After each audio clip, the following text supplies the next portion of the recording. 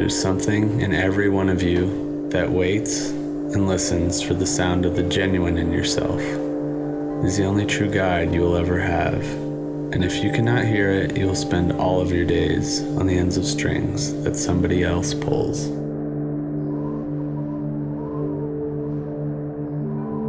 This ancient trail wanders along through relentless weather with 6,000-meter giants touching the sky above.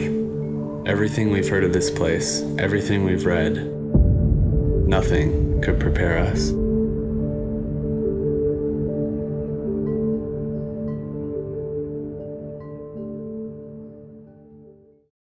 This was all a spur-of-the-moment idea, part of the vicious cycle of making every adventure more thrilling than the last. Our goal was to circumnavigate the Huayhuash range in the Peruvian Andes, perhaps disproportionate to anything the three of us had ever done. After several blurred days of travel from Colorado, we dialed in the gear, built up the bikes, and were stoked to ride.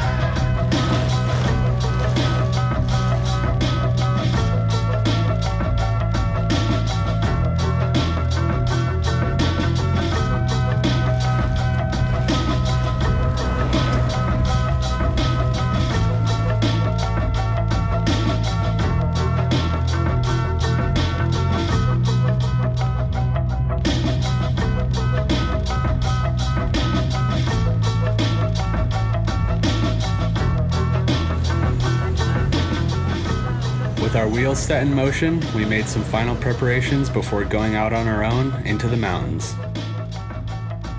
We're leaving at 4 a.m. tomorrow morning, and we start our ride. And we're going to ride the Cordillera Huayhuash in Peru. The next morning, we made our way to the outskirts of the range. Local skeptics watched our every move as we slipped out of the town of Chican, and rightfully so, as only one other group had ever attempted this journey on bicycles. The typical method is to trek the route, fully supported with gear-touting donkeys and local guides. The fact that it was the rainy season only instilled more doubt. These are the biggest mountains I've ever seen. This is ridiculous.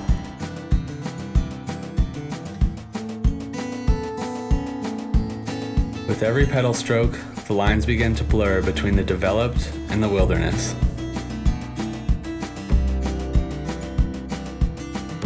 Warm smiles and curiosity greeted us as we climbed through the village of Yamak, the entrance to the Huayhuash. Here we were introduced to the peaceful nature of these mountains, and with that, we were off.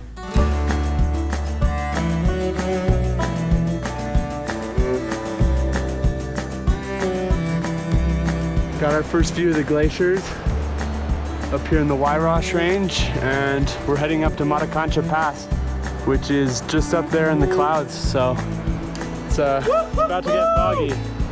Yeah! It's putting the horsepower down on us. Literally. One word, Thomas, one word. Starting our first big climb. Definitely hike a bike. There's no riding up this.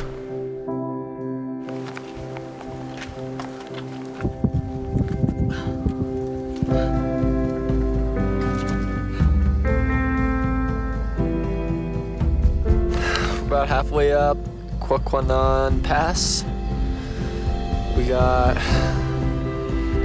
maybe close to 1,000 more feet of vert to climb. And then it's descent down to camp for the night. A little short of our goal, but so be it.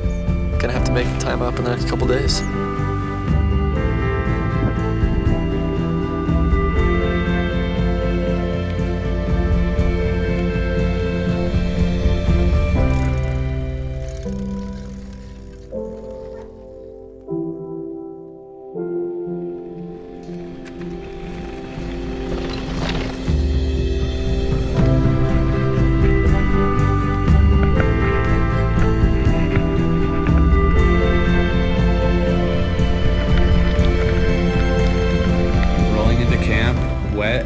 healthy and exhausted.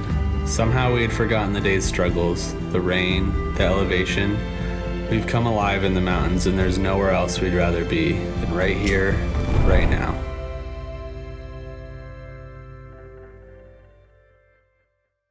It's gonna be the start of our third day.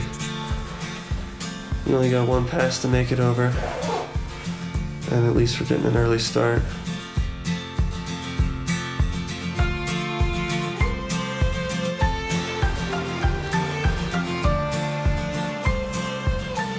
The air was cold and thin, the gear still wet from the day before. Nothing could hinder our enthusiasm for the best single track of our lives in the wildest place we'd ever been. As we charged on, our smiles grew larger. We had never felt so far away.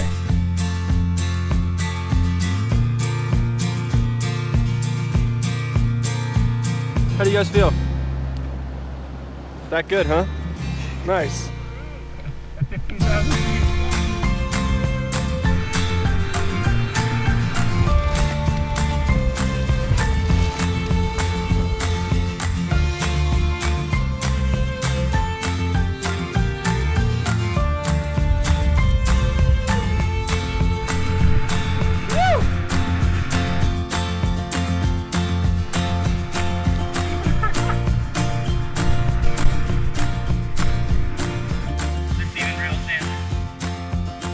We felt small and insignificant when setting up the tent below 6,000 meter peaks. The thundering sound of glaciers cracked as we managed to get some rest. Let's cook some hash browns. It's raining. We're at 14,000 feet, camping. Third day, Huayhuash. Hell yeah. Oh, I don't like this. How to cook in the vestibule, 101. Isn't that what they tell you not to do? Yep.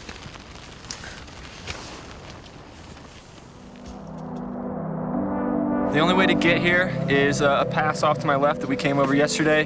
The only way out is a pass to my right, which is what we're going over today. The fact that we got ourselves here on our bikes, by ourselves, with all our gear, just makes it that much better.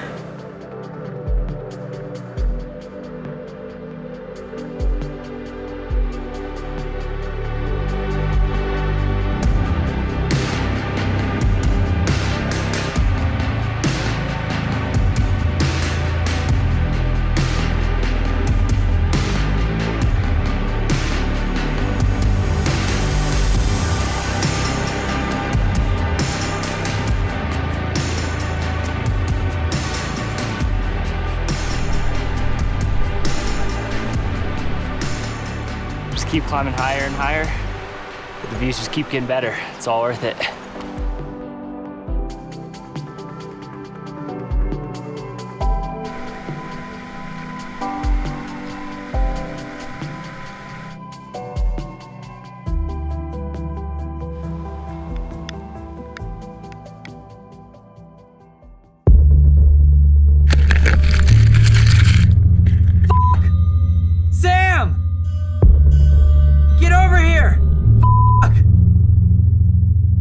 Not breathing. Come on. Oh shit. Come on.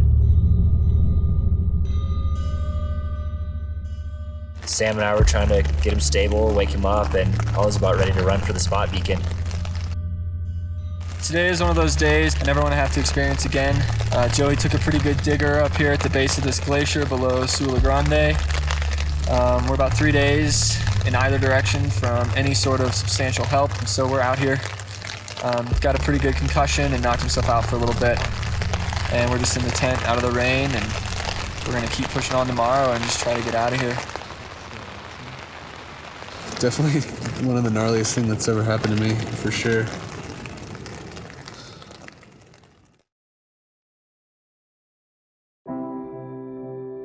The previous day I got the worst concussion I've ever had. It scared the hell out of me, but the only option was to keep going. There was no help to be found out here. After hours and hours of climbing, we made it to the highest point on the loop. Nice analogy for those of you at home. It'd be like pushing a wheelbarrow up a staircase while trying to breathe through a drinking straw. Yes! I think Joey and Sam would agree with me on that one.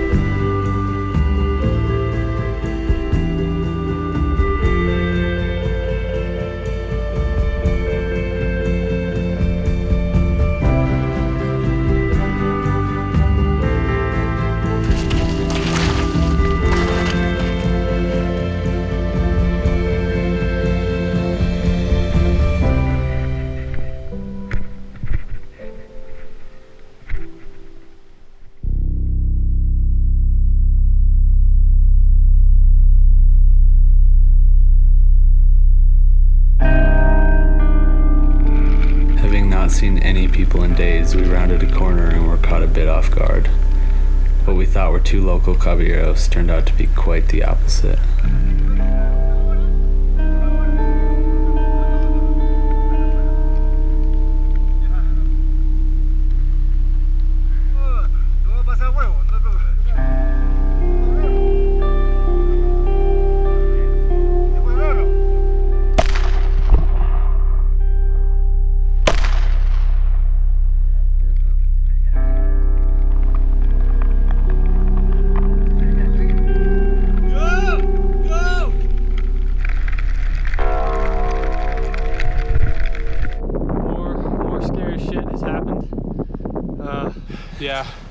Yeah, we ran into those two guys, and that super drunk guy immediately pointed the gun at my face, and it was super sketchy. I've been that scared a long time. He's just pointing his pistol, finger on the trigger, right in my face, and then lifts it up and shoots it. It's not super cool. Cruising out of the Cordillera Huayhuash right now. Getting chased out by rainstorms as usual. But super stoked that the guys brought some beer and didn't tell me. Slammed some nice New Belgiums. Now we're cruising on our way. Definitely a little bit tipsy. We're up here in altitude.